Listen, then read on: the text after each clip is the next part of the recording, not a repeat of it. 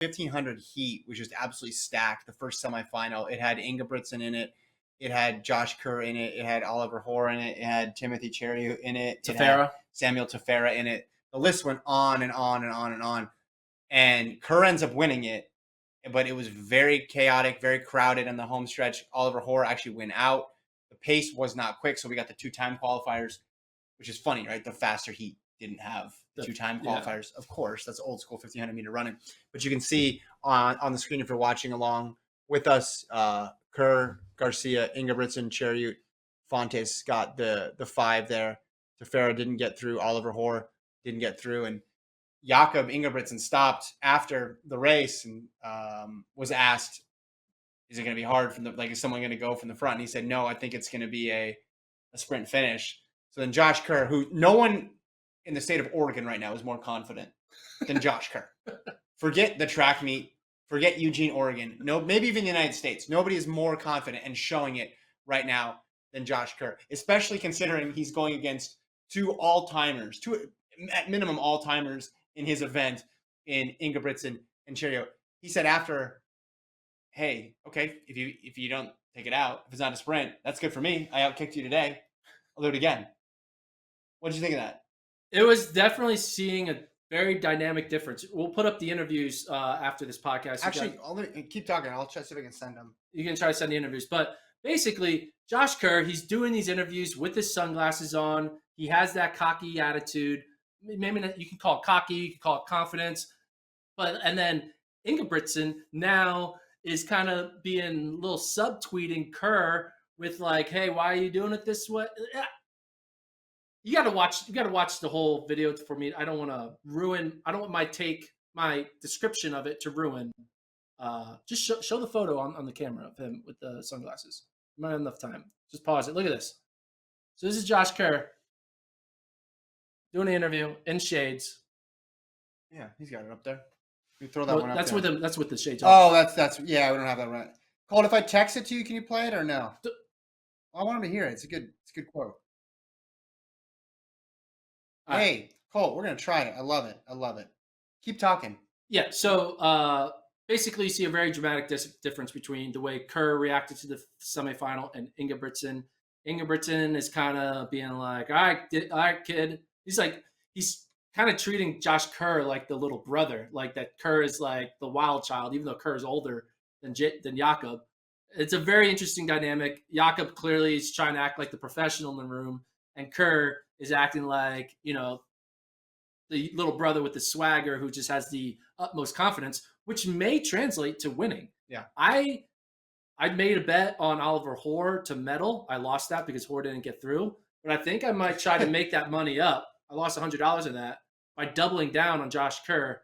Nobody's odds to potentially win. Yeah, nobody's odds have improved more than Josh Kerr's since the championship started, because British champs, that was kind of a weird race. He talked about it's like super windy. It becomes a 600-meter race. Basically, his way of saying don't read too much into that thing. Like, you guys saw the result, but that's not it. But we haven't seen really much from Kerr this year, right? Like, it's been a bit of a mystery, but his credentials are certainly there. He has a medal. Yeah. Like, you don't get a 1500-meter medal in this era by accident. So, yeah, these guys are both big personalities. Yes. I wouldn't count out, Kenyans in this field as well too. I mean, they're just as good, but Kerr, after round 1, set the table with the celebration and the look and pumping his fist and getting all fired up.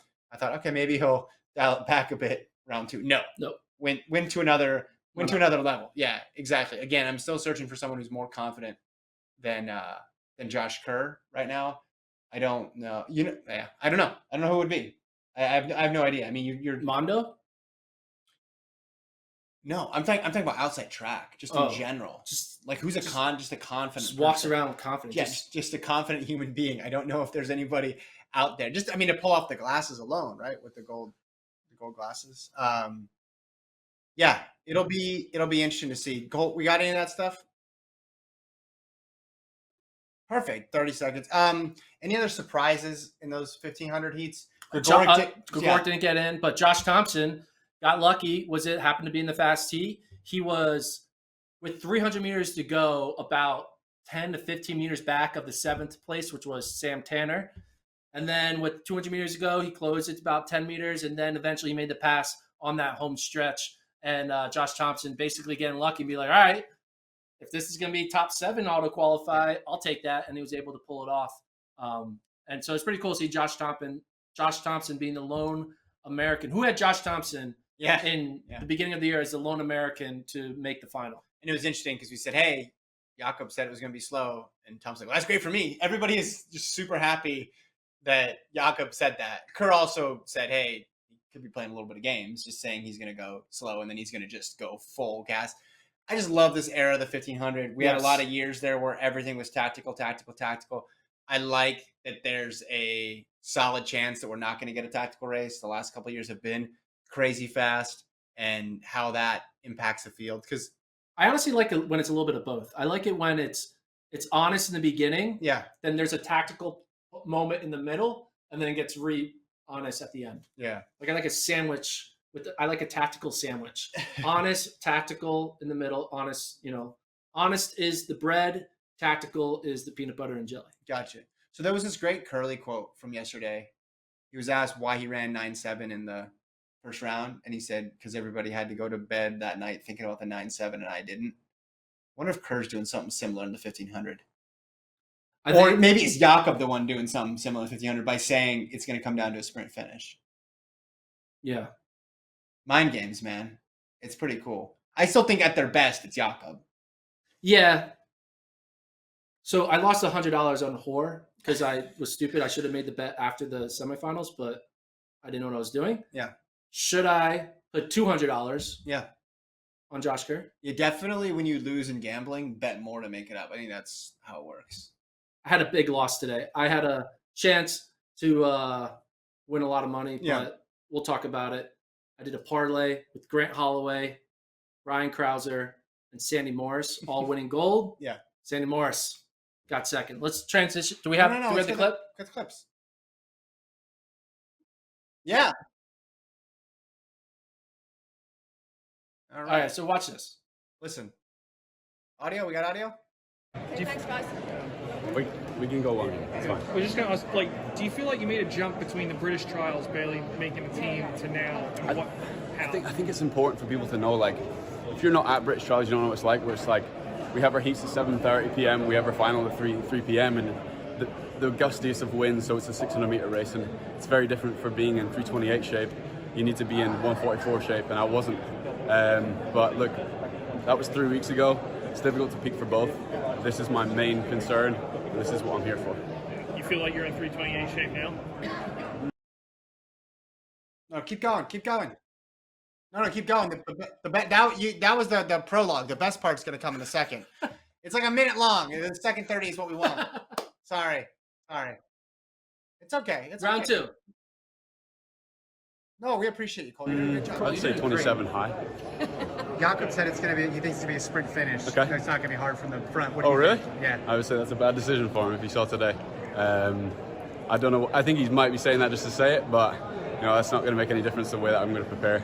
I've been ready for this for years, so I'm excited to go out there and race on one of the fastest tracks I've ever raced on in my life, and let's put a show on for you guys. Thank you guys so much. Thank you, Josh. So he is again calling out Jakob, saying you're making a bad decision if you don't make it honest. Right. To which is he now trying to play mind games to bait Jakob, and it's like, I can win anyway. I can win from the front and I can win from the back. It's like a double negative. Yeah. But then you might go to triple negative, and then who has the bluffing? Who's bluffing? Is Josh Kerr bluffing, or is Jakob bluffing? Jakob has the cards, right? Yes. Because Jakob can go to a place, I think, that the other guys can't. Right? Yeah. You could say that. I think the only way he actually lets it go legitimately slow is if he's not quite 100%, or somebody goes with him and he decides, okay, I'll back off, and then someone gets in front, and then the pace, and then before he knows it, the pace gets slowed down. Remember, we talked about this earlier, because you have Jakob winning the next 20 championships. Yes, which I might bet against. The only way Jakob loses what we were saying is you gotta get him off his spot. You gotta make him uncomfortable, not just physically, obviously, But in terms of changing up the race pattern, the race structure, you can't let him dictate the tempo. You can't let him dictate the terms of engagement in a 1,500-meter race. And I think it's still that take, I think, holds up right now. And I think that's kind of what Kerr's talking about.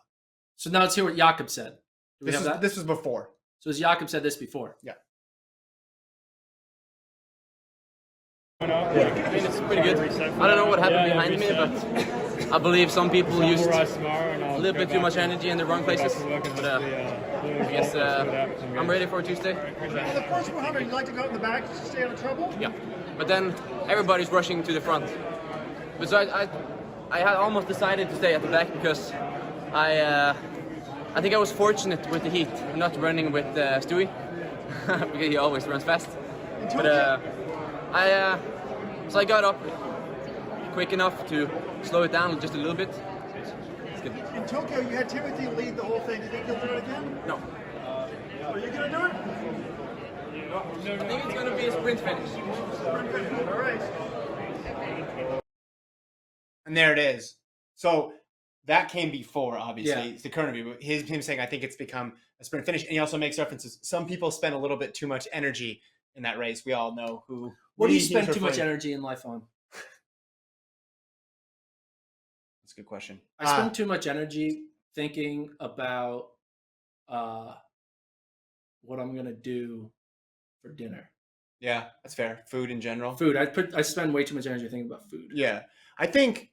What do you spend too much energy on? I mean, I agree with that one. I spend too much energy like planning to work out and then not enough energy actually working. Doing the workout. Yeah, exactly. Listen, I don't think people should sleep on Cherio either. Like, I think he's going to be in the mix. Kip Sang, I think, is going to be in the mix. Kip Sang seems too new to it. He's raced a lot too. So I just think it's interesting. You got two guys going at it. Two incredibly competitive guys. Like, it seemed like he's upset he lost the prelim, which is like, who cares? But he had to get in that comment of, I think some people spent too much energy, which is great. This is why it's going to make this final super, super interesting. I think I'm going to rebet that race too. I was upset I got the loss. I'm going to rebet it. Yeah. I'm excited about that. Someone says too much energy on Philadelphia sports. I don't yeah, know. that's very true.